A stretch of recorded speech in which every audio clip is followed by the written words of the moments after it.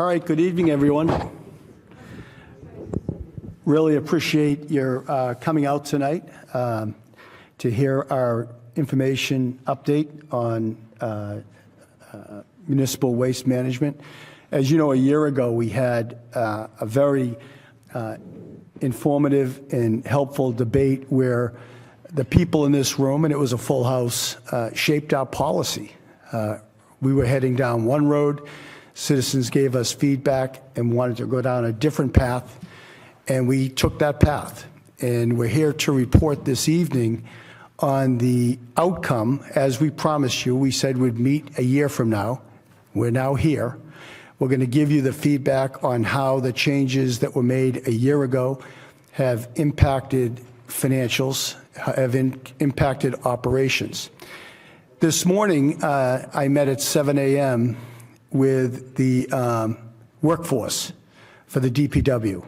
Oh, by the way, thank you. There are packets up here for anybody that wants copies of the presentation.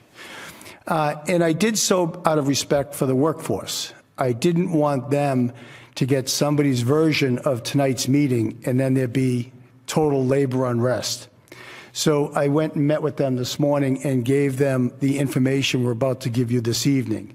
It was a great meeting, a lot of jabbing and kidding around, a lot of humor, a lot of relief.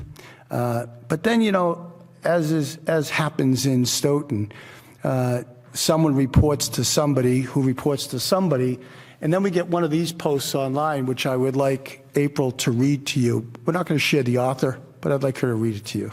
Go ahead, April. Okay. The town manager will be discussing a new trash pickup system tonight at 6 p.m. in the Great Hall at the Town Hall. We used to have the best trash pickup in all of Massachusetts. What they are proposing tonight is going in the wrong direction. So just for your information, until I report back to you next year, there are no changes. Absolutely no changes. No changes to the rates, no changes to the routes, no changes to the technology, no changes whatsoever. But that's what we deal with in Stoughton, with people mischaracterizing, misleading, and misstating facts. So we're going to speak this evening to the facts. I've always believed in transactional honesty. I believe in transparency, and that's why I met with our team this morning. And I've received several emails from that team grateful for the truth. Because the truth is, over the next year, there'll be no changes. The truth is that we are in the midst of a 5-year crisis throughout the state and throughout the country in how we manage municipal waste. So Paul's going to bring you through a series of charts that look backwards, that look at the year in review, the past year. And when he's done, I'll take over and I'll tell you what the looming crisis is and how we're approaching that crisis. But once again, the reason we give you the handouts is so that you have data, information, facts, so that people don't purposely or by accident make up their own narrative. I've always said that that's what divides this town, and I still believe it today. And when you hear that post and you hear this presentation and realize there are no changes to the program in the next 12 months, it's just us reporting on where we are and then giving you some comfort that we're preparing for the dark cloud that's over this country as it relates to management of rubbish, municipal waste. It's a serious problem. I don't think the 351 cities and towns are all dealing with it, but your town of Stoughton is coming up with a plan that involves technology, it involves workforce development, it involves cost reductions, it involves everything that will keep Stoughton at the forefront of municipal waste management while still giving the citizens the types of service they've become accustomed to. But once again, I'll repeat it, contrary to that post, there are no changes in the coming year. The price remains the same, the routes remain the same, the technology remains the same, everything remains the same. So with that, I'd like to turn over to Paul to give you a report, as promised a year ago, on the year in review. Thank you, Paul.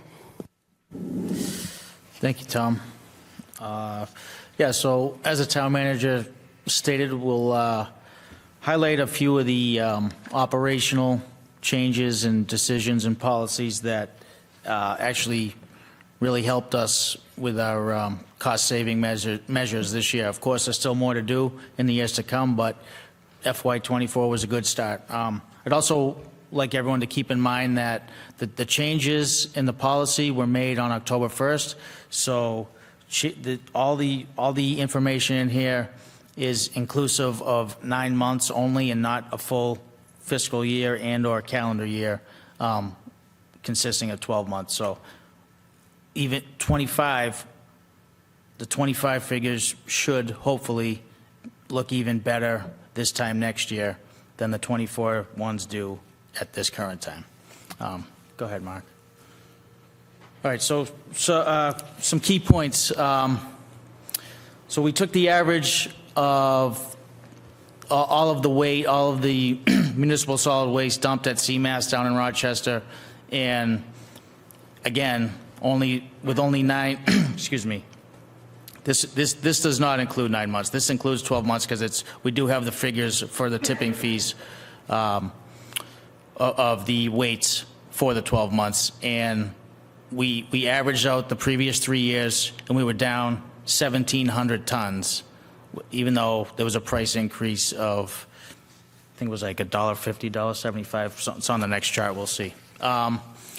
As you also know, we no longer pick up couches and tables and throw them in the back of the Packer and furniture and do household cleanouts just on a regular Tuesday.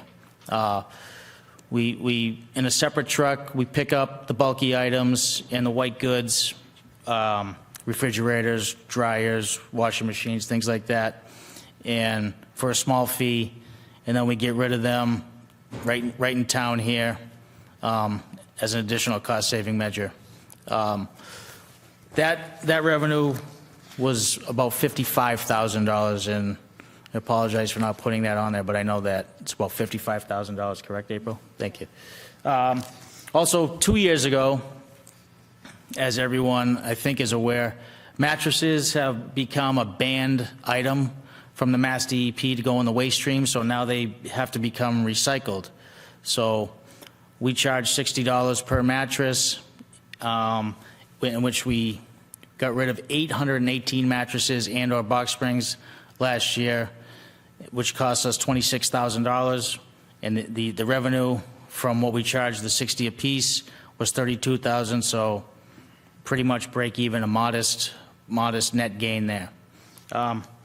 Something that we're really proud of, though, actually, is the number of trips to the disposal facility. As you can see, as it says here, on average, we have taken, in FY24, 13 less trips to CMAS, which is a 64-mile round trip. Per month. Monthly. Per month, yep. Which is a savings of 832 miles wear and tear on the trucks, fuel, maintenance, fuel, oil, grease, all of the above. And the last bullet on this page does speak to the fuel usage.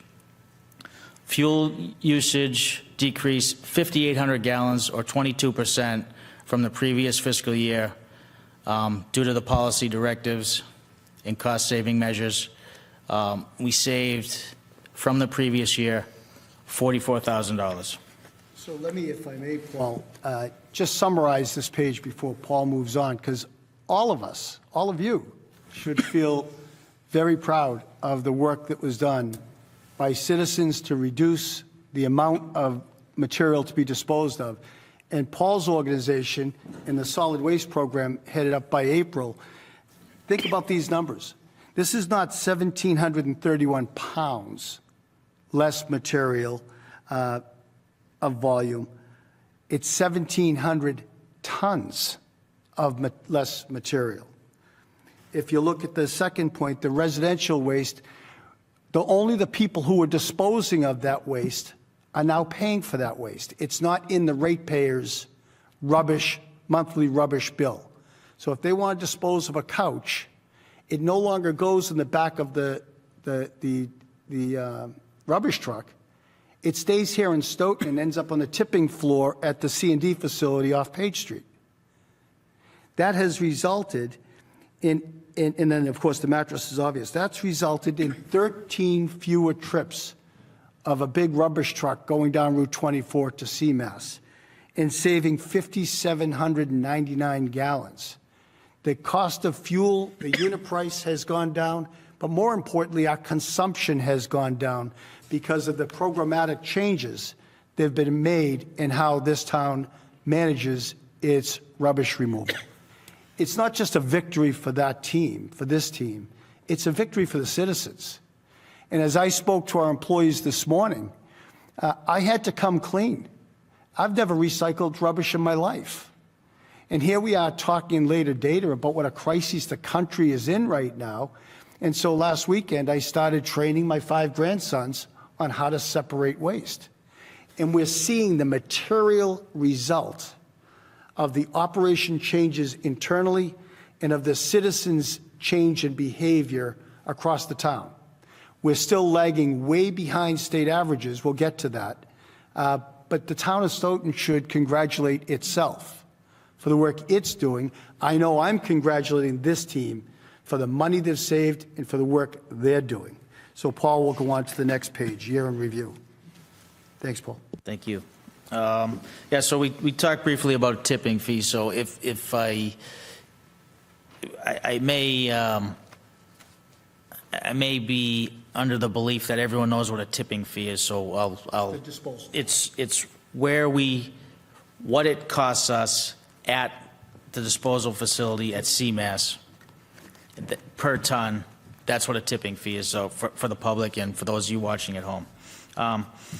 So you can see from this, back in FY21, we paid $72 per ton to tip, and we tipped almost 10,000 ton at a cost of just over $700,000. So in 4 years, and in 5 years, if you go down to the bottom, what we project that in FY25, based on 5 months of data from this year, we will have tipped almost 2,000 less ton at a nearly 15% price increase, but we'll still have saved about $56,000 from 4 years ago. That's like the town manager said, and like the people who work on the trucks and the people who do the job every day. I think that's something that we should all be proud of. So the key point here that you may not be able to see or read is something I'll read here. Disposal costs at the facility have increased nearly 15% in 5 years. The total volume of rubbish has decreased because of operational changes. Further changes are needed, particularly in waste reduction and employee training, if we are able to meet industry challenges that lie ahead. But again, I think this, I think we're off to a good start, and we can only go up, not go up, go down, improve from here. So the simple takeaway, folks, is as the unit price for disposal has increased significantly, the overall cost to Stoughton for rubbish disposal have decreased, as you can see from the red parentheses numbers. And again, the reason is operational changes in how we manage the waste streams and citizens' efforts to minimize waste, recycle, so we have less volume at a higher unit price. Now, one thing before we go on, we've got 5 years remaining in our CMAS contract. It goes up every year, but it goes up modestly. Other towns who no longer have any time left on their CMAS contract are facing double-digit percentage increases every year. It's about Keynesian economic theory.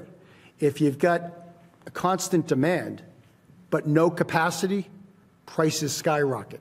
You'll see later on, Massachusetts is at close to 80% capacity for solid waste disposal, 80%. And no new facilities are being sited, opened, permitted, or allowed throughout the Commonwealth.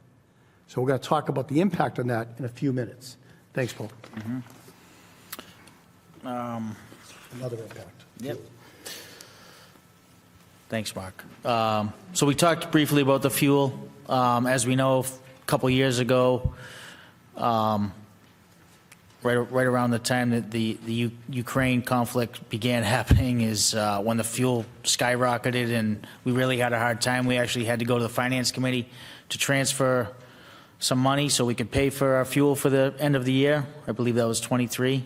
We really had a tough time with it. But as you can see, just in one department, sanitation, because of the operational changes, we consumed and used 5,800 less gallons than we did in FY23 at a savings of $44,000 that you can see on that bottom right-hand column. Again, something that we all should be proud of, and we are, quite frankly. So one of the things we did was negotiate with our fuel vendor pricing for, it'll go through August of 25 now, but that note on the bottom there, if you can't read it, and for those of you who can't see it at home, by negotiating fuel pricing and reducing the total number of trips to CMAS by 13 per month, 156 per year, costs of fuel during periods of high inflation have dramatically decreased by 42% in just 1 year. Again, we think and we hope to improve on that in FY25, but we were off to a great start with the new program. So I'd like to give you a takeaway on that, and really I want to congratulate our Select Board and our Finance Committee on this particular point. We went to the Finance Committee and to the Select Board during budget season last year, and we asked for one new hire. Although the town, the municipal government, as a total, had 4 fewer employees in the town, that was net. We hired a person in the procurement office because we believed that buying goods and services off of the Massachusetts state contract was a ripoff. I've believed it since I was in the legislature. So with respect to fuel, the first assignment we gave the new purchasing and procurement person after the Select Board and the FinCom approved it was to buy fuel on the spot market and found outlets outside of the state contract. We're now buying fuel for $2.50 a gallon, and it's locked in for a year. A year ago, we were buying it for $2.70 when it was $3.50. So it was because the FinCom and the Select Board trusted in our judgment on this, and because we have fewer trips to CMAS, I think we're one of the only municipalities around that make money on fuel, substantially below what we budgeted for the fuel. So that's another example of changes in response to market conditions and more strategic ways of purchasing that allowed us to save this kind of money and this level of consumption. Thanks, Paul. Next. Thank you. Thanks, Mark. So the last slide, excuse me, last financial slide here, there's a little balance sheet here. As you can see, the revenue's up top. The trash fees increased, we know that. We get some other income from liens and interest, people, it's complicated to me, but it's what it is. That's what we make on that. The bulk items I alluded to earlier, $55,000 for a total revenue of $2.2 million. The expenses are what they are: the salaries, the solid waste disposal, and the recycling costs. Recycling costs did increase, which is ironically also something that we're proud of, because recycling now, we used to go about, 18, 20 minutes over to one facility, and we had the split body truck, so we'd get on the scale, dump one half of the truck, get off the scale, dump one half of the truck, get back on the scale, dump the other half of the truck, get back on the scale, leave. Now, since we single streamed at the same time, that we changed the trash policy. We go right over to Avon right now, 6-7 minutes up the road. And because the public has been receptive to the need to recycle, the recycling costs have gone up, although operational efficiencies have much improved. And then some other operational costs, overhead stuff, office stuff, for total expenses of just over $2 million. So we have a minimal, gross, modest cash flow of a little bit more than 10%. So some people say, and some people believe that sanitation is an enterprise fund. It's not. We've talked about it, but it hasn't happened, and it hasn't happened for certain reasons. But if it were to be an enterprise fund, we estimated the indirect costs, all the people who handle all the checks and the accountants and all those ancillary costs that do add up and that do actually mean something, like we have for the water and the sewer and the Cedar Hill enterprise funds. We calculated those costs would be about $500,000. So even with all the improvements, we just wanted to show you that if it were an enterprise fund, we would still be in the red about $300,000. We're not. We just wanted to show you what, in fact, that would be if we were an enterprise fund. So that was purely for the sake of analysis, that as a department and not an enterprise fund, we've got a slight positive cash flow as a result of the citizens' cooperation on recycling and the many operational changes. I want to go back to one, Paul.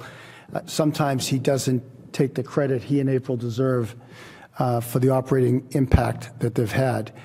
When they were going to Brockton with recycling, which was a small volume of recycling because people were throwing their recyclables into the rubbish truck, and the rubbish truck was traveling down Route 24 to have to dispose of that. So now we've got 70 some odd fewer trips per year because more people are recycling. When we were recycling in Brockton, as Paul kind of glossed over, but deserves a lot of credit for this, you had to offload each department on the truck in a different place at the recycling center. By switching to Avon, which is 3 minutes away, and being able to dump the entire dump truck on their tipping floor, the truck is out of there in 5 minutes, not 4 hours of demurrage time, running its engine, paying the guy, in some cases overtime. But it's in and out, dumps in 5 minutes, and heading back to the shop because they do the separation of the recyclables on their tipping floor. So it's an operating efficiency that is connected to the fewer trips, the less fuel mileage, the less waiting time, and although the cost is a little bit higher per unit for recycling, there are so many savings associated with that new facility that we're able to get these kinds of results. Now we're going to turn the page a bit. This meeting, this information session, as I pointed out in the introduction, is a bit of a celebration. Everything that we thought possible a year ago has come true. And you can see the serious cost savings associated with those programmatic changes in how we manage and how the town recycles now, how we manage municipal waste, and how the town is really beginning to contribute to reducing the amount of waste that we have to dispose of. Now I want to talk about the looming crises that we have to address in the next 5 years. Why 5 years? We've got 5 years remaining on the CMAS contract. By most estimates, the next contract will carry with it a 400% increase. A 4 times our current pricing. So we have to prepare for that. That's what you pay your town government to do. So we introduced our long-term plan to the working staff this morning just to get their input and to give them feedback. I'll start with the bullet points. We have significant equipment maintenance and replacement funding. So we've got very outdated, non-technology back-end loaders. 2 of them are new, less than a year old, and 6 of them are fairly old. The replacement cost for that old technology is close, not exact, to $3.5 million. As you know, we're trying to avoid debt in this town. We're trying to manage debt. We're not ordering any new trucks or backloading trucks ever again. We're not going to order any backloading trucks ever again. We're not ordering any new trucks in the coming year. We'll make do with what we've got. The cost of maintenance on those old trucks represent 25% of our maintenance and repair bills for motor vehicles, 25%. Massachusetts' disposal capacity is limited. You'll see data later on that within the next 3 years, we'll have no more facilities, landfills or incinerators in Massachusetts. All of our waste is going to be shipped out of state unless the government changes its rules on the federal and state level, allowing for the siting of new incinerators and new landfills. That, my friends, is a crisis. The 5-year expiration on current tipping contracts with CMAS, we've got a great deal. And our rates are among the lowest in the South Shore to the consumer. Because we've got that great deal, and whoever in this town negotiated it should be congratulated. It was visionary. But we've only got 5 years left. And 5 years, as we all know, goes like that. Massachusetts landfill capacity is at 79%, and this data is a year old, but it's the most recent DEP data. I've heard estimates of 84 to 89% at capacity for landfills. In 2021, 2 out of the remaining 3 incinerators closed, went into bankruptcy. All Massachusetts ash from those incinerators, those landfills are expected to close in their entirety by 2031, right after our contract expires. So you see the merging clouds here? Our contract expires, there's no more in-state capacity, and the ash generated from incinerators can no longer stay in Massachusetts. Everything will have to be shipped out of state unless the regulatory environment changes very quickly, because it takes 3 years to build a landfill and 3 years to build an incinerator. Only 8 states are licensed to receive Massachusetts waste. You can see it on your list. Alabama, Connecticut, Maine, Michigan, New Hampshire, Ohio, New York, South Carolina, and Virginia. And their states are now reaching capacity, not quite as bad as Massachusetts, but before our 5 years is up with CMAS, my bet is that half of these states close their borders to Massachusetts waste. When I worked in the hazardous waste industry and disposal for hazardous waste was closing the way it is for municipal waste now, we were banned from bringing material to states. We were taking a 55-gallon drum to either Ohio or Ramel, Alabama. A 55-gallon drum to Alabama. Think about that. That's where we're heading with municipal solid waste. The town of Stoughton cannot directly ship solid waste out of state. Think about that. The big-time rubbish companies, who are they? The Waste Managements, the Republics, they don't ship rubbish out of state in rubbish trucks. They have rail spurs. They ship everything by rail. It's about a quarter of the cost of transporting it by trucks. But we don't have the capacity to transport by rail because we don't have the tipping floor to consolidate and we don't have the rail spur to load. And that's a real problem that we have to deal with and figure out over the next 5 years. Right now we're doing curbside pickup with back-end loading trucks. It's a 3-man crew. We're competing against the national firms that have a 1-man crew, just the driver, and they load from the side. The driver never gets out of his truck. So we've got triple the cost for labor that competing against national firms that have one employee, we have 3. And finally, when we convert to side loaders, we will only need 1 person on that truck instead of 3. So this morning I introduced to the people who do trash throwing a workforce training program that I'm working with our HR department on. Our workforce in Stoughton is aging very quickly. We right now have positions posted for installing meters. We have positions posted for repairing pumps and replacing pumps in the sewage treatment plant. We have positions that we could fill with our own people that are now being subcontracted for janitorial services. So the people who are doing trash, I assured them this morning, whatever changes we make in the next 5 years, as long as they're willing to be retrained, and nobody should be throwing trash as a 45-year-old, 55-year-old man or woman anyway.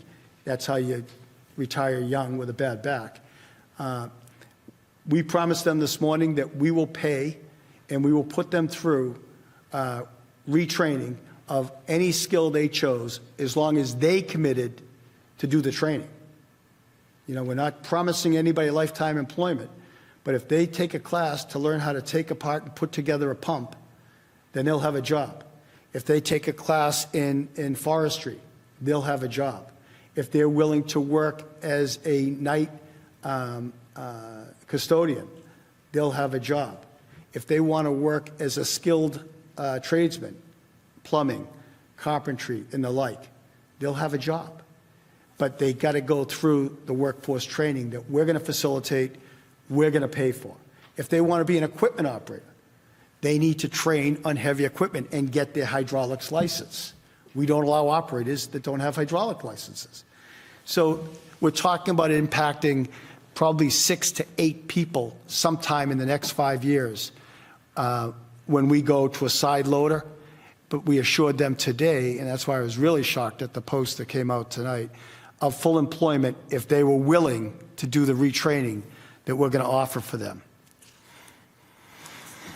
Next page, long-term options to this growing crisis. I think I missed something.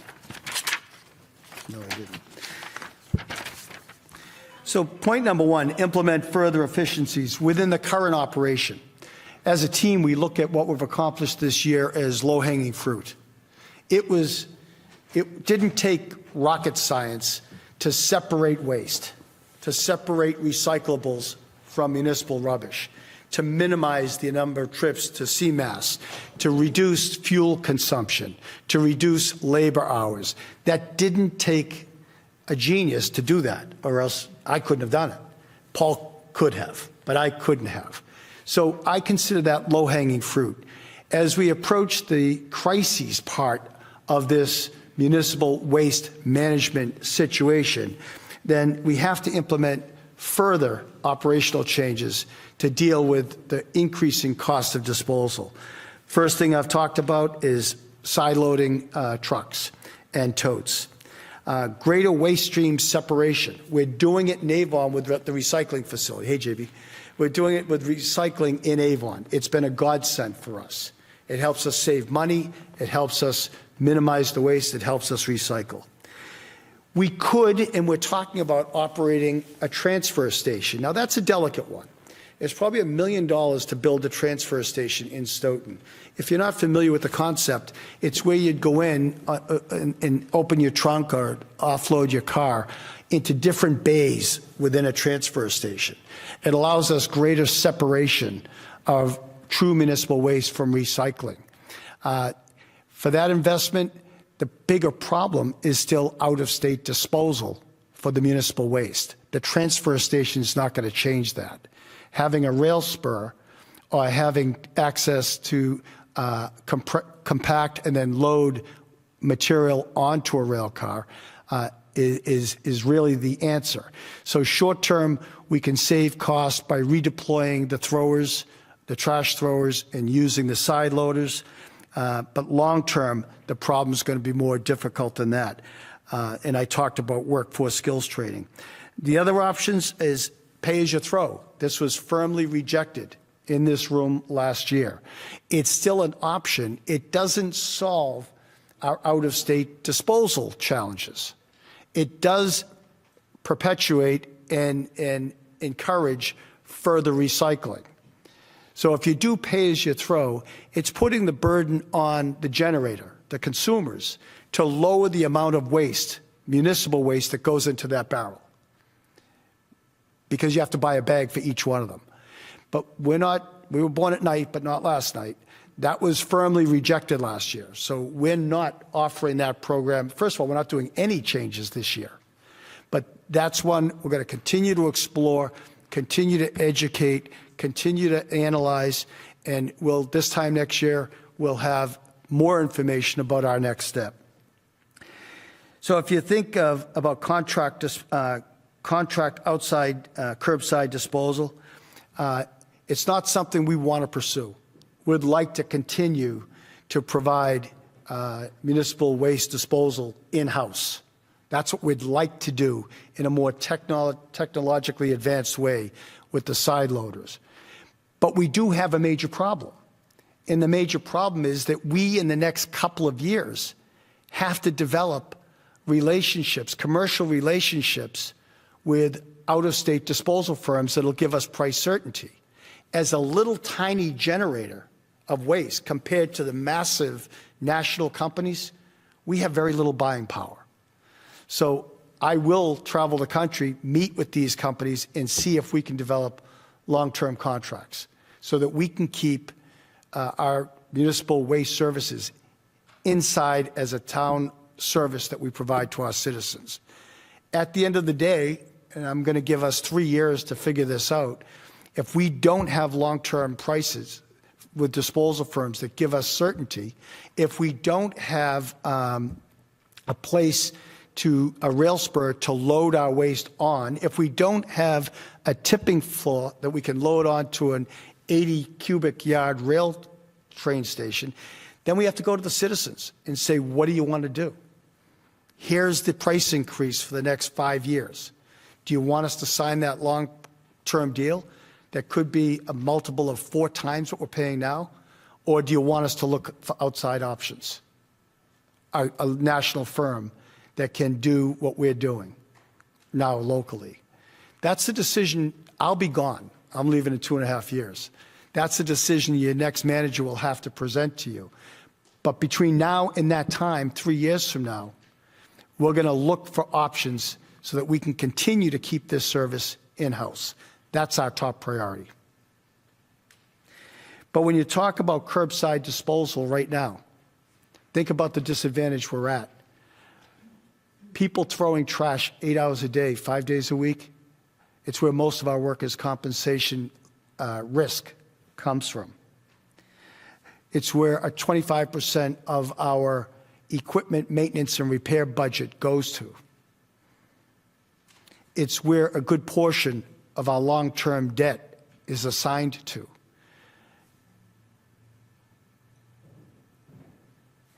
So the last thing I want to say about that is to make sure everybody understands, the public understands. We're here this evening to share with you the challenge. We're not here to make any changes. We're not here to make any changes at all. But we have a major looming challenge. The country has a major looming challenge. And we're trying to figure out a business workaround so we can maintain the personal service you get now, manage the costs that you're at right now. We're doing that for the next minimum of the next year, where there are no operation changes, no pricing changes, no changes in routes, people, staff, or anything. But we'd be remiss to close our eyes to the looming crises we've got in this country. Now, what the guys were asking this morning, and they raised a good point. God bless you. We may not have a crisis a year from now. We have now a new president. This new president looks at clean energy very differently than our current president. If he, as promised, comes in and wipes out all regulations, you may see landfills and incinerators popping up everywhere again. You may. That's a very real possibility that we discussed with the guys this morning. But all we know today is what we know today. And it's a crisis that's right on the horizon that I'm charged with figuring out how to manage. On the next page, if you didn't mind, Mark, what can we control? Because doesn't it feel like there's so much we can't control that's beyond our control right now? Because that's the way it is. What we can't control is source reduction. Something as simple as plastic bottles. When I worked with my 5 grandsons this weekend in recycling, I'll bet you we were throwing 5 cases a month of plastic bottles into the rubbish container. That's called source reduction. Stop the source. Don't let that material get into the waste stream. That leads to the second priority, waste minimization. Let's drop that number on Paul's third chart of volume that we produce. Let's drop it by 1/3. Because if you look at Massachusetts versus other towns, and I think we get to that in a minute, I'm going to do this off my top of my head. The goal in Massachusetts is 50% reduction in rubbish by 2050. Today, we're at approximately 31% of the material is being recycled statewide. Stoughton is at 9%. So we can control a significant part of our solid waste crises simply by getting serious, as my family has just last week, about source reduction and waste minimization. Here's what the number is. Diverting waste by recycling, estimated increase of 37% for us in FY25. Employee retention is our top priority. As we mitigate the impacts of this national crisis, we're not going to let our employees who are throwing trash fall through the cracks. Another looming crisis we seldom talk about is our aging workforce. Stoughton workforce is significantly above average age of most municipalities in the Commonwealth. So we're going to have massive exits. And we know in this market, when we have to replace an existing employee, we have to pay much more to get on a new employee who's got no experience, who's got no loyalty to the town. They're just a gun for hire. So think about it. In less than 3 years, we've got 6 people in management in this town that are all leaving at the same time. Myself, Reggie, the clerk, Deanna from HR, Biz in finance, Artie, our head of supervisory crew for custodians, all of us leaving within months of each other 3 years from now. That's why it's imperative in the workforce out in the field, operating backhoes and handling solid waste management. They're aging as well. We were kidding with the guys this morning. There are guys throwing rubbish right now, throwing bags in the back of trucks that are in their 50s. They're not going to be doing it forever. That's why it's so important that we retain our current employees. It's a top priority for us. But as I said, and I'll say it one more time, they have to do their part in wanting to develop skills training in other areas. What we can't control is the next chart. We can't control the declining national capacity for municipal waste. We can't control tipping fees from CMAS beyond 2030. And when we talk about tipping fees, we're not talking about a 5 or 10% increase. We're talking about a 400% increase. If there's no capacity, the company that owns the capacity can charge whatever they want. That's just economic theory, supply and demand. We can't control that we don't have out-of-state rail transportation capacity or authority. We've never needed it. We weren't facing this crisis that we're facing in the next 5 years. We can't change the fact that we, Stoughton, invested in old technology, rear-end loading trucks that were heavily dependent upon a workforce, a labor workforce, heavily dependent upon having an equipment maintenance mechanic staff. This morning at 4 o'clock, a mechanic, I think it was this morning or yesterday morning, had to go down the Cape because one of our brand new trucks seized up on the way back, an airline. They're old technology. We can't control that our 9 trucks with old technology require 3 hardworking employees to operate them when we're competing against companies that are doing side loading with 1 employee. Those things we can't control. But we will work on your behalf to control the things that we can. So let me summarize, and then we'll take any of your questions. Contrary to what you read online, no changes this year in price, in operations, or in people. None at all. No need to panic. No need to get people all upset. But make no mistake about it, the cloud overhead over the next 5 years is very dark for the entire nation. But we don't live in the entire nation, we live in Stoughton. And that your management team here recognizes the challenge. We're researching solutions. We're communicating with our workforce. That's why, out of respect to them, I wanted to meet with them before I spoke to the public. We're doing everything we can to control it. But the old saying, this is the way we've always done it, folks, I got to tell you, it's going to change. It has to change unless our citizens are willing and able to pay a massive, unaffordable rate increase sometime after the 5th year expiration of the CMAS contract. That was the purpose of tonight, is to bring you up to speed, no immediate news, but to let you know what the crisis is and what we're doing in response to meeting that crisis.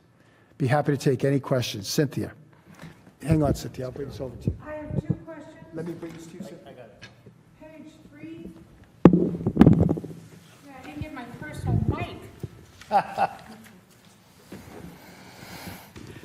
Cynthia Walsh, 1096 Park Street, Precinct 3. On page 3 of your presentation, the second bullet point,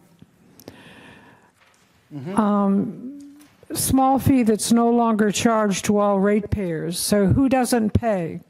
The people who are just, if you call us tomorrow and want a mattress removed, you want an old chest removed made of wood, then you would pay the fee that we published a year ago for us to come pick that up and bring it to the C&D facility in Stoughton.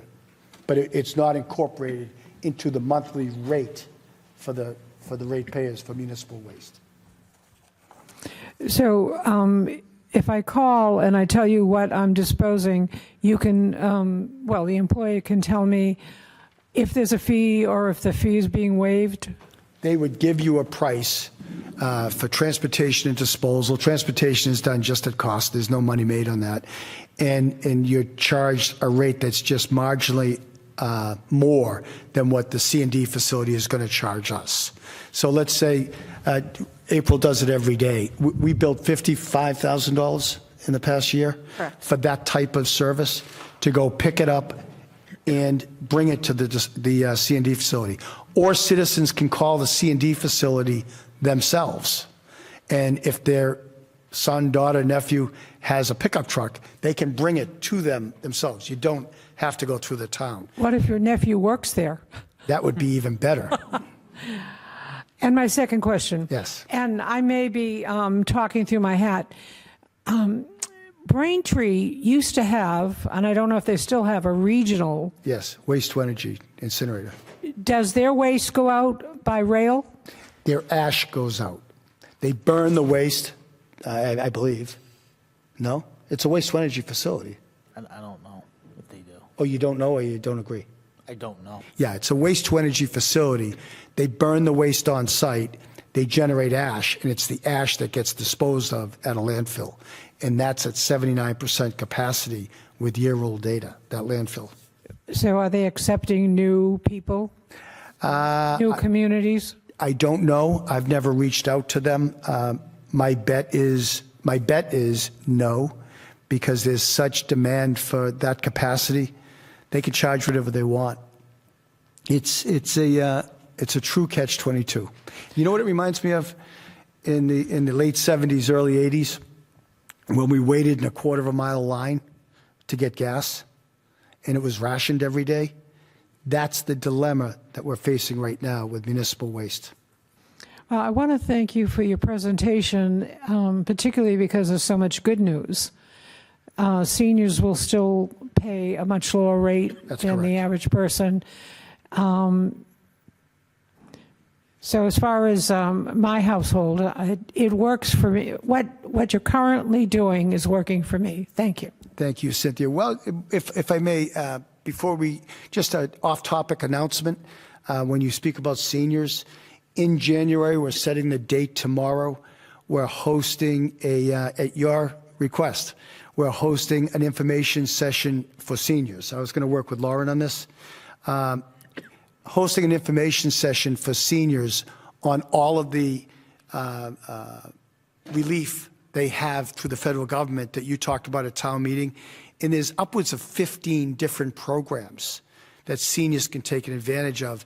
And two people in town, Mrs. Cavey and the other lady from last night, I'm sorry, her name escapes me, Rachel, are volunteering to do all the paperwork with the seniors. So I'm hoping maybe you could help us promote that with seniors. We'll pick you up and bring you over to give them an information session. I mean, you know the kind of relief you can get. Well, it's vital that whatever you're presenting, say 10 or 11 or 1 o'clock. Good information. It has to be in broad daylight, and so seniors can get there and get home. Many seniors who still drive don't drive at night. Absolutely, it should be during the day. So also, I was going to talk to you about this anyway. Whatever your presentation is, SMAC should tape it so that it can be shown. A lot of our seniors are homebound. They can't even make it to the senior center, but they still need the help. Thank you. We'll reach out to you, go through the details, Cynthia. That's good advice. Thank you. Rich? Yeah, grab the mic. I grabbed it from, My name is Richard Terry, Precinct 8, on 582 Canton Street. I have two questions. One is you quoted $83 per ton for fiscal '25. Do you have a way of breaking that down on an average cost per household? I guess, Rich, we could just do, calculate the numerator and the denominator, right? We could do that. I'm not sure how meaningful it would be because, for instance, some people put out 1 bag a week. Some people have 20 bags a week, and the price is the same. And that's a promise we made to the community, except for multifamilies. Right. So when they empty out their house because they have a new tenant, Right. they pay for that disposal. Well, you mentioned that we all pay the same, whether it's 1 bag or many bags. And if we took that concept, I use very little water in my house, so maybe I shouldn't pay as much as the family that has 6 kids. Right.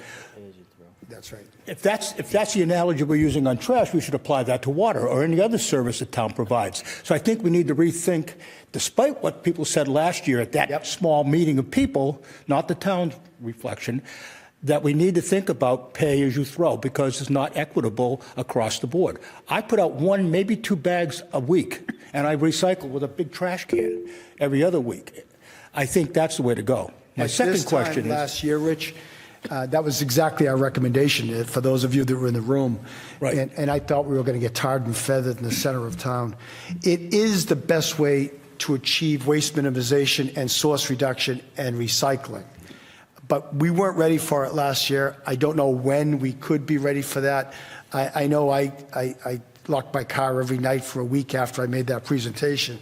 And we changed our mind and took the advice of the loaded room on how they wanted to do it, and we complied with that. But Maybe a warrant at the next town meeting could be resolve this issue. My second question is, I think, Tom, you mentioned recycling about 9% of the town is recycling, and the presentation mentions that we're going to increase that to 37% this year. How do you justify that broad gap? we're gonna increase our own recycling to 30, our own recycling numbers 37%, not not from where we are compared to the rest of the state.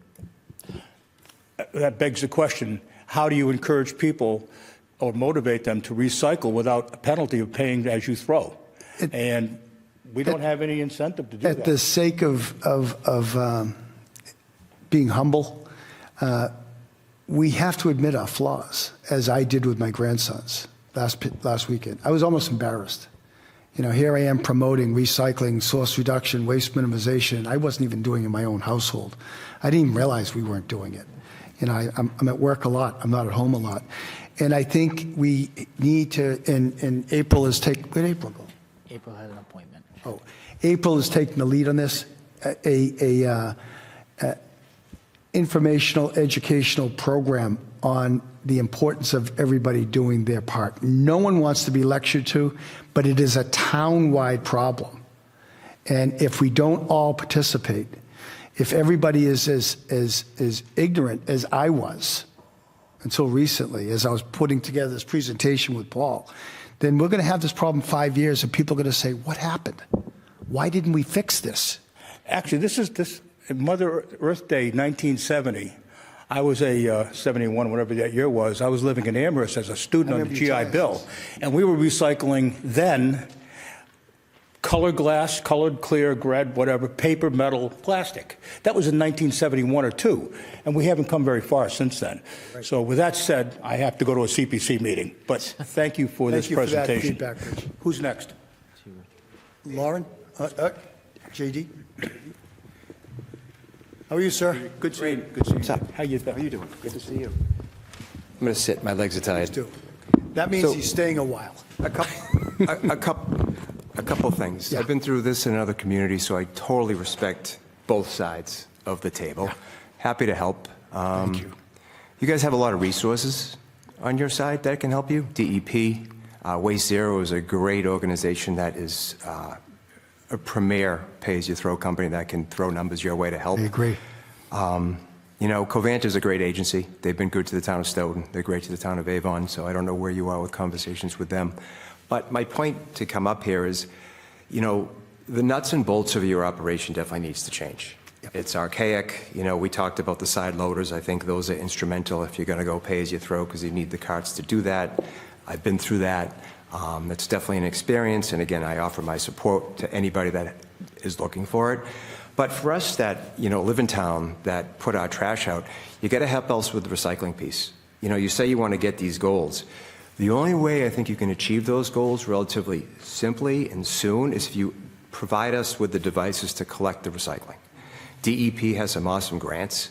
I'm sure you guys would qualify and get that money pretty Yeah, readily. we're working with Missy on that. Yeah, but I mean, what the containers, the bins we have now are no good. Right. They do not work. They do not support the amount of recycling we can throw away. And if you want to divert that waste stream, because our tons per household are extremely high, I'm Right. sure they are. So for you to divert that, we need help. Driving by, you know, seeing those little bins don't work, Tom. Right. So I think that's the first thing you can do. The second thing, my suggestion would be speak to Covanta. I'm not aware of any community in the state trying to negotiate disposal for MSW. I'm not. I think Covanta is a great outlet. It's here. It's accessible. I think it's just about how you collect it. Yeah. The other question I have is Unfortunately, pricing. on that, though, JB, we can't do it until our 5-year contract has expired. We've been speaking to folks, and we've been speaking to Missy on recycling and what Yeah. grants are available so that we can provide some educational stuff. As you know, as a resident, one of our great qualities in Stoughton is our commitment to the past. The two biggest things in Stoughton have always been trash and snow. Yeah. And I think the residents, you know, they have an expectation of the services on the trash side. So I think slow changes are good over time. I think side loaders to get that risk and that liability down is important. Right. I think negotiating and locking up future prices with the Covanta early are good. And again, diverting that recycling stream is good. Those are the three things that can be done now. The other thing, too, it wouldn't hurt to put out an RFP for curbside. See what those costs are versus what you're paying now. Those would be black and white and definitive, and I think people will respect those numbers. But again, I'm here, and I'm happy to help if you need it. Listen, you're an incredible neighbor to this town, and you're a great resident of this town. I will contact you. You've got a lot of years of experience in this in Plymouth. I admired the work you did there. I will be in contact with you. I think we're touching the bases, but I know what I don't know. So we'll be in touch. Quick story for everybody if people are watching. You know, we have a place in Falmouth, and they just changed their whole program up too, and they use the 96 toters. So we started putting out the Falmouth toter. And I know a couple other people in Stoughton that do that too, but it's just too heavy for them to lift. But that tremendously reduces my trash immediately, because I fill that thing every week. And it works, but you got to do it. All right? Thanks, guys. I am so grateful for you coming in. Thank you, JB. Next question, Lauren. She's got the mic right there, it's on.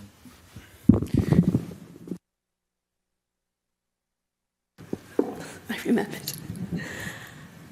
Now, I came in a little late, so I don't know if this has already been answered, but when did we realize we had a crisis like this? I don't remember hearing about it a year ago. The presentation last week, some of these charts are the same as last year. Okay. Just updated the numbers. I introduced the crises last year. This has been evolving for 10 years. And that's why I was proposing pay-as-you-throw, because as JB just pointed out, the only thing that really gets to the amount of source reduction, waste minimization, and recycling that we need and want is pay-as-you-throw. But as you remember the hearings last year, Yeah. the town was not having any of that.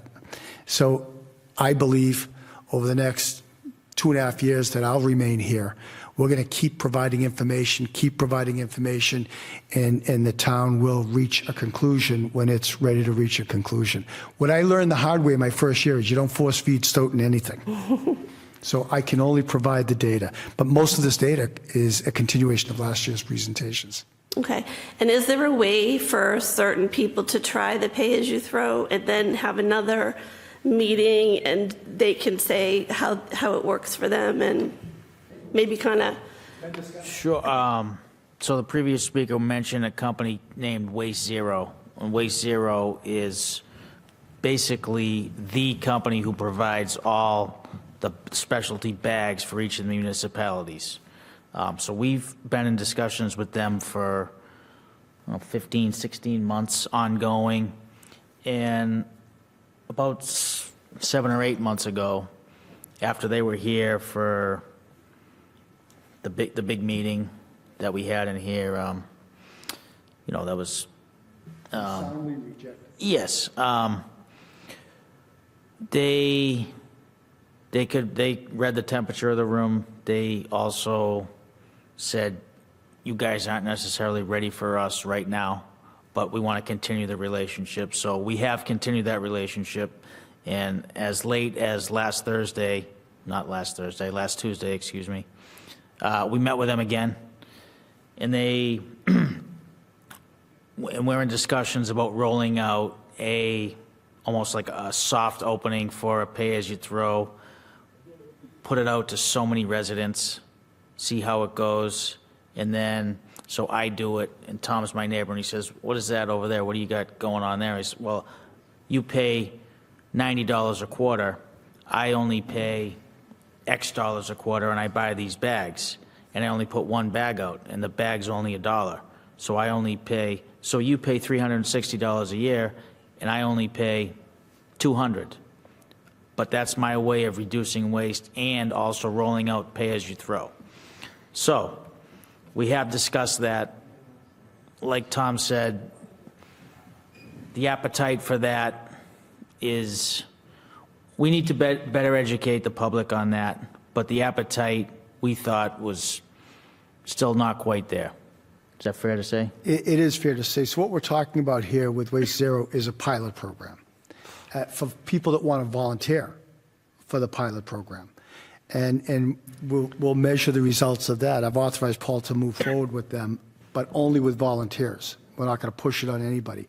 You know, we're in a time in California where there are forest fires, and firemen go to someone's home and they say, you need to leave because this house is going to burn down and we can't protect it. And they stay there. We're in a situation now where the country is in a crisis, and people I think, have to wait till the crisis is at their doorstep before they're willing to change. So we're gonna embark on this pilot program with Waste Zero. DEP has been very supportive, and there's some funds available to help subsidize a promotional program and an educational program across the town. Paul and April will be spearheading it. And hopefully those people will become advocates for their experience. We'll see, but we know we've got to take it in steps. And then we would have like another public information meeting, and those people would talk about their experience with it? Exactly right. Okay. Yeah, and nothing will change without public information hearings well in advance of any change. Okay. And just to let you know, Rachel, I'm going to reach out to her. We had a Council on Aging meeting today, board meeting, and we're going to have her come speak. Hopefully she can do it at our next meeting on January 8th. So I'm going to reach out to her. So just want to let Cynthia know that. And She's everyone else. a fire plug, isn't she? Yes, Chet, please come up. Tom, before I forget, I don't. Hey, Chet, if you don't mind, can I just have 30 seconds to, before I forget, previous speaker mentioned the small black recycling buckets given to the residents. You are given those, but we also allow any other container to hold your recyclables in that we'll throw. So you can have that one, and as long as you label it with the stickers that we can provide, you can use any barrel, any. You can't use a 96, no, because we don't have. I'm sorry. I suppose I did. We can't let We can't lift a 96, correct? I completely agree. Chet, your turn. Good evening, Chuck. Good evening, Chuck Collins, 30 Barnes Road, Stoughton, Mass, Precinct 1. I'm looking at these long-term options. For years, I've been saying on the Finance Committee, every time DPW comes up with a new compactor, trash compactor, and I've always asked why we couldn't privatize. Now, on the long-term options you have here, the side loaders, which is a great idea, I bring that up. The problem with that is we have to buy them. So we're going to have the same problems we do with the rear packers that we have to buy them. And it's not going to be $300,000, probably close to $500,000, whatever, maybe more. Pay-as-you-throw, that was an option we discarded last year. But what I'm looking at, and I like, is, like I've always said, contract curbside disposal.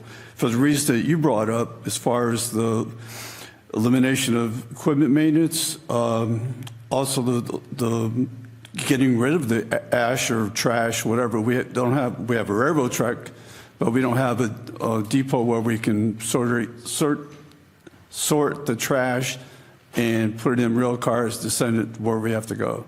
So I would say that I know that some towns, they do have Republic Waste Management, the whole thing, and it's based, they pay it through their property tax.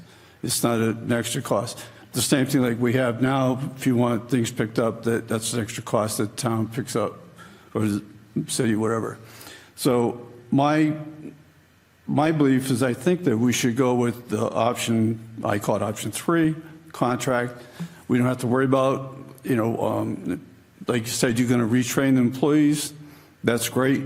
Hope that works out. That's an added cost, but it's good for the employees and for the town. And I just feel that we should get out of the trash business and hire someone to do it.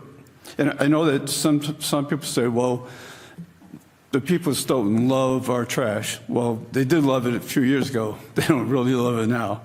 But that's my 2 cents, and I appreciate the time for letting me speak. Thank you. You've defined the challenge, the options, and the opportunities really well. And I thank you for that. The other consideration that we have to always account for is we've got a labor contract with our workforce. And so we can't do anything quickly without negotiating it. There are clearly, and we've got the head of the union in the back, and he would agree with me, there are clearly advantages to keeping it in-house. There are clearly major advantages for outsourcing it. We wouldn't have any capital investments if we hired a major firm, and they've got price certainty, they've got access to rail. But what I've learned in my 2 years here, baby steps, Tom. Don't force anything on the town. Have these types of discussions, and with an understanding that we will protect our employees. There are so many things that they can do as people retire, and I'm committed to protecting them. But we have to have an adult conversation on that option. It just won't be, I promise them it won't be in the first of the 5 years. And so we're going to continue to talk about that. I agree with every single thing you just said. May I just say one thing? I'm not advocating for any employees to be, for attrition, nothing like that, or laid off. I do agree with alternate training. If somebody wants to work for the sewer department or whatever. Janitorial, I'm not sure you're going to get too many people to do that, but if you do, God bless you. Thank you. Thank you, Chet. Any other questions? Yes, sir. People online as well.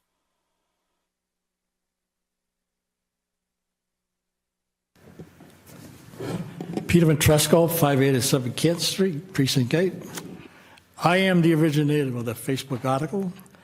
My objection was to get people here to talk about the long-term options, because you're making a lot of changes, and a lot of people should know about it ahead of time so they can study it, whether they like it or they not, rather than come at the last minute and they don't have enough time to really look into it. That was my goal. Okay, before I get into talking about some of these things in the long-term article, I want to get into the Massachusetts State Senior Circuit Breaker on real estate. The state is doing the seniors a favor. You, as a town, are not doing the seniors a favor at all. In the past, 3 times I went in front of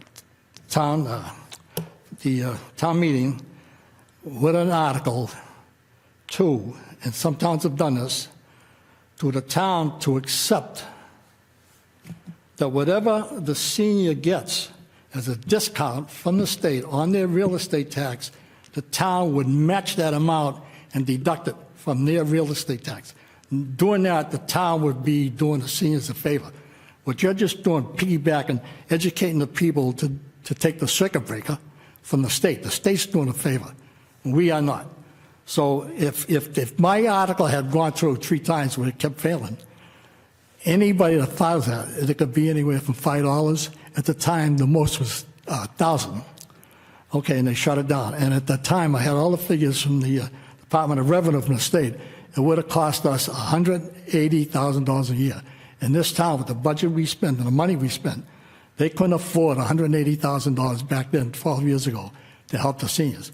Now today, they need it more than ever, because now that state deduction on your real estate tax is, according to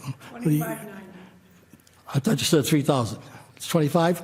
Well, whatever it is, that's a big jump. So now, somebody that's really elderly and really desperate, doesn't have any income, they could be getting that $2,500 deduction off their real estate tax if they took my article and incorporated it. That's where you're doing a seniors a favor. And if you do that now, the seniors wouldn't be having a hard time trying to pay a tax or trying to pay for this new money coming up for the new schools. That's how you help the seniors, not depending on the state to do it. And also, nobody's mentioned it, people that never, I did this the first time I brought it up, a plumber, I know he's deceased. I told him if his mother filed any income tax for the last 3 years, he said no. I says, go to an accountant, have him file the income taxes, because the state will let you go retroactive 3 years, so she got $3,000. 3 checks, $1,000 each. That's what you have to do to help the people, not just depend on the state. All right, now I'm going to get back to, pardon? May I address the first point before you move on to the second? Yeah, go right ahead. So what I published last week, I think it was 14 different programs. Some of them are the state, some of them are the town. The service I hope we can provide to our seniors is information and assistance in making out the paperwork. Okay. So it's not we're helping them or the state's helping them. We're Okay. helping them understand the state benefits. Okay. And we're helping them understand the town benefits. For instance, nothing to do with the state. The town is allowed, with a single vote of the Board of Selectmen, to defer for seniors who are giving up their food and medicine for property taxes, to defer part or all of their property taxes until they sell their house. Yeah, I or know. That's deceased. been around a long time. I understand that. But a lot of senior citizens don't know. So the service we're providing to the seniors is to let them know what the town is offering to them, let them know what the state is offering to them, and then sitting down and offering to help do the paperwork with them or for them. So I think we are providing a service. I'm going to tell you something else. The state also has what they call 41A, 41B, 41C. And 41C, it's a mean test. What you can't have a penny in a bank, any kind of investments or nothing. And up until my article, they tried to kill my article on that 41C. Up until that article, they were giving seniors, they were in desperate need for help, $250 a year. Okay? And they could have been giving them $500, and they didn't. So to help kill my article and refuse it, they said, okay, we'll bump it up to $500 to help the seniors out. So I said to them, why give them half a loaf? Give them the whole loaf, because the whole loaf would have been $1,000, but they didn't want to do it because the first 500, the state's going to reimburse you. That second 500, it's on the town, so they wouldn't do it. So as far clearly- back as I can remember, this town, the government, I'm not saying you people right now today, in the past, never wanted to help their seniors. So clearly, I can't speak to what happened 12 years ago, but I can speak to what we're doing today. And that's why I announced, for Lauren's edification, she's on the board, our information session for our seniors. It's not a one-stop shop. There are a dozen different programs. They're all different. They all have different benefits, different qualifications. It's very complicated. And unfortunately, seniors haven't had the help they need to make a choice that's best for them. That's what we're going to help them do. And that's how we're adding value. So I appreciate you raising the point. All right, my first question is on the side totes. How many containers a household is going to have? We're not at that stage right now because we're not converting right now. But I've studied what other towns are doing, and so I can tell you about that. What other towns are doing are providing two 90 or 95, 96-gallon. The town is providing two 96-gallon containers, one for recycling, one for rubbish. And the town is paying for that. If they want additional containers, then the consumer would pay for the additional containers. I'm not saying that's our program.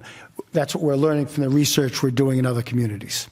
Well, that was my main object about these containers, because if you only allowed one for trash, that's fine.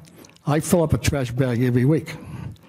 And if you decide to have a party or a big cookout, and now that trash, one container is not going to handle the trash, now what do? You're going to keep that trash for another week, but another week goes by, you ain't going to get rid of it because you filled up that empty container with this week's trash. So you're always going to have something left. So that's one of the reasons why I decided to go online and get people up here so they can get a handle on what's going on here, what's going to come. So like I said in the introduction, Peter, we're not doing anything in the next 12 months except studying, researching, and looking at our options.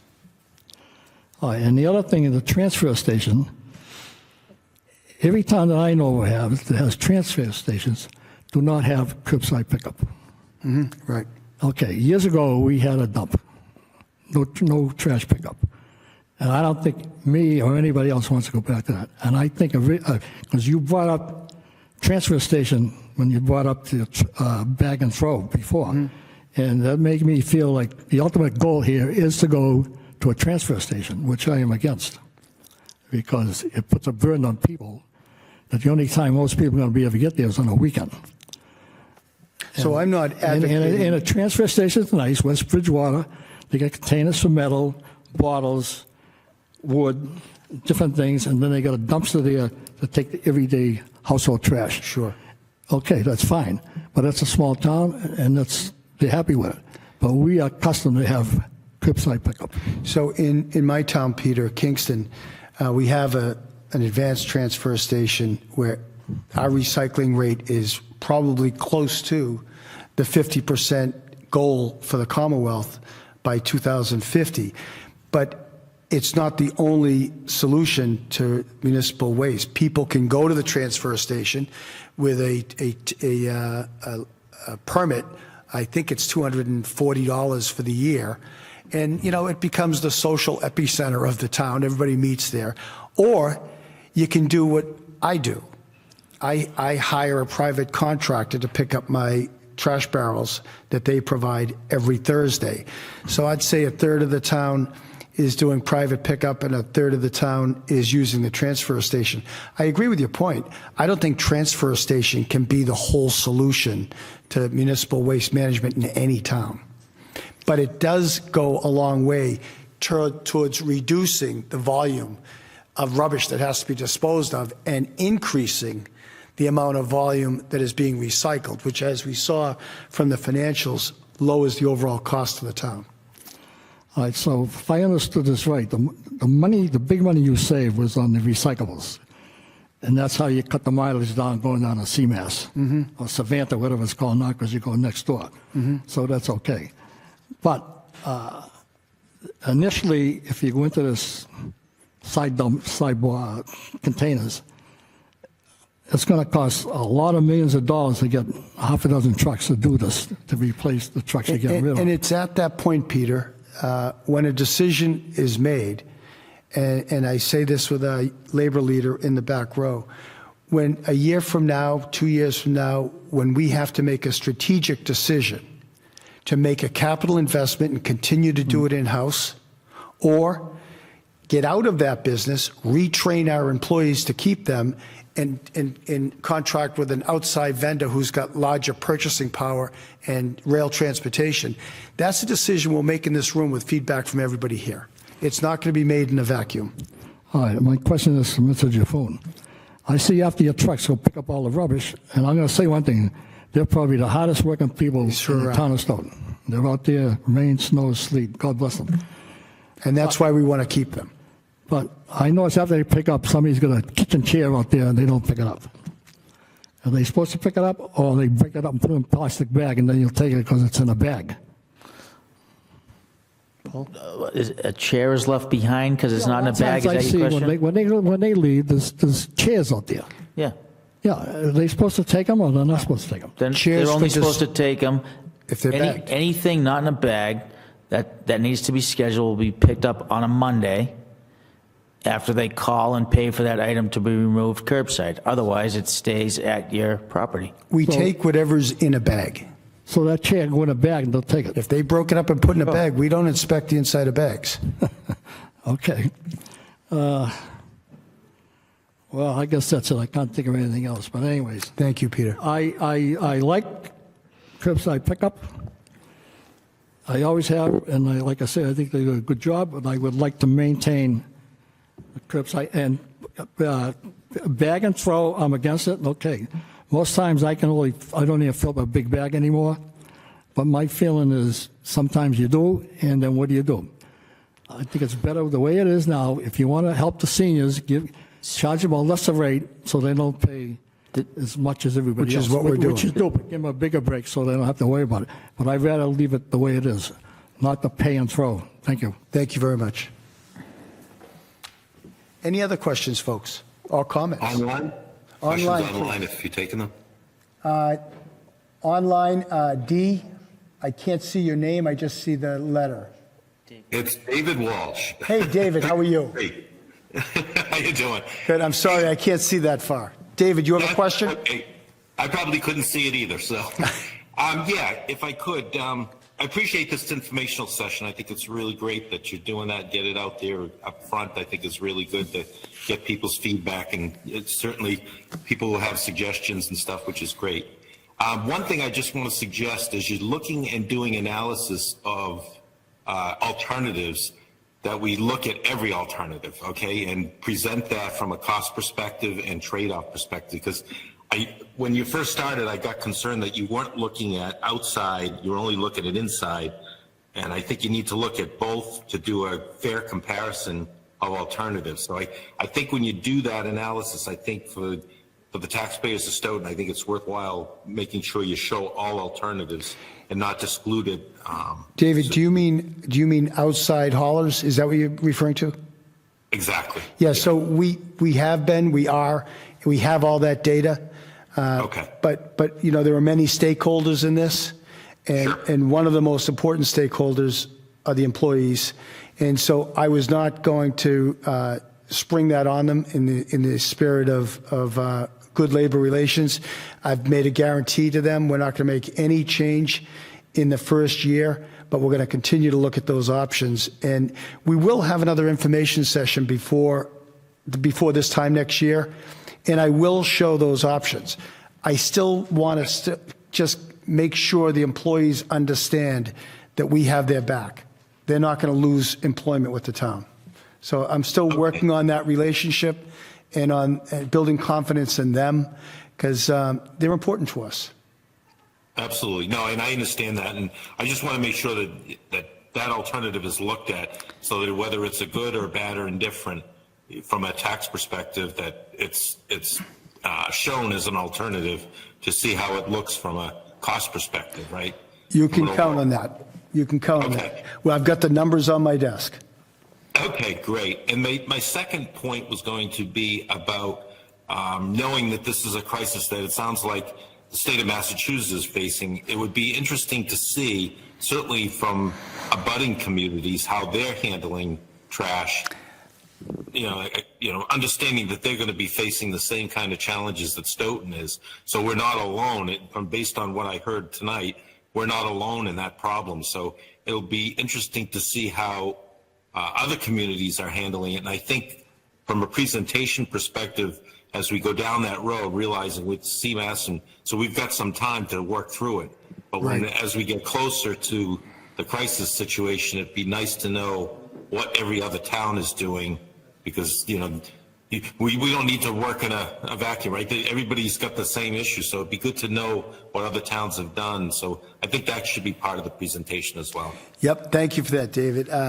Paul just briefed me. It's an estimate, but it's between 5 and 7 communities out of 351 cities and towns that do it the way we do it in Stoughton.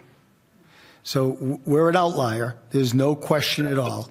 They either do pay-as-you-throw, which is not popular with people like Peter, who just spoke, and others, particularly the folks who have been in town for a long time. And another large group is just outsourcing it to the major firms that have got long-term price certainty with the end disposal sites and long-term contracts with rail carriers and rail spurs. So, you know, if we can't find alternatives that protect the way Stoughton folks need it done, in the next 6 months, I'll be bringing other alternatives, and to your point, comparing it to what other communities are doing. Remember, we had the same, not to bring up a sore point, but we had the same opposition to Regional 911. And we're now saving $1 million a year, receiving $10 million in capital, and have received no complaints about the high quality of technology and service. But as you well know, and this is not a criticism, it's an observation, Stoughton is not very receptive to change. And I took a lot of heat over unilaterally making that decision about 911. But that's primarily why our budget right now is in such great shape. We are now in better shape financially, I would bet, in the top 10% of towns in Massachusetts. But yet, there were signs all over front lawns in Stoughton, no 911. We're going to get that same pushback if we make any change to the rubbish service. So 2 things to me are important. The first one is to make sure the employees know they're protected, and the second thing is to inform our citizens consistently with good information. And I believe that when bright people all look at the same data, they typically reach the same conclusion, and that will happen in Stoughton, but it's going to take time. Yeah, I understand, and I would expect it to take time. But I think a good, solid analysis of costs, I think, will go a long way to, convincing people that whatever the alternative is, if it shows a savings to the town, I think people would be be happy with it, right? So. Point taken, David. Great point. Thank you. Okay, thank you. That was it. Yes, sir. Lou, Mr. Gito. If you don't mind my not standing up. It's quite all right. No, I'm fine. I can hear you fine. Repeat this. David was also talking about making sure that we knew what the state was doing. And I talked with Paul earlier today, and I believe he told me that we still have that representative from DEP who is helping to keep us informed of what the rest of the state is doing and where the state is going. So you might want to say that through the mic in some way so that you answered the other part of David's. Thank you, Mr. Gito. I appreciate the reminder. What Mr. Gito was saying is that DEP has recognized the significance of the national crises and has got a team headed up by Missy Hollenbeck to work with municipalities across the state to come up with all types of options that speak to price, waste minimization, source reduction, out-of-state disposal options. So we're fairly well informed because of her efforts and DEP's contribution. And I think what I'm taking away from this meeting tonight is I promised you a year ago I'd meet with you in a year. We're doing that. I think this is going to require a quarterly update looking at all the options, and DEP will be a big part of those. And so will our partners in the labor unions be a big part of those discussions. Thank you, Mr. Gito. Are there any other questions? For those of you, are there any questions from online? David, do you have any other questions? No, I appreciate that input from Lou as well. Thank you. Well, folks, I want to thank those of you who chose to participate tonight. I'm going to ask Smack to replay this over and over again so we can begin this very important informational campaign, not just an annual session. And we'll be getting back to you. So thanks again. I really appreciate your attendance. Have a great night. Thank you. Good night, all.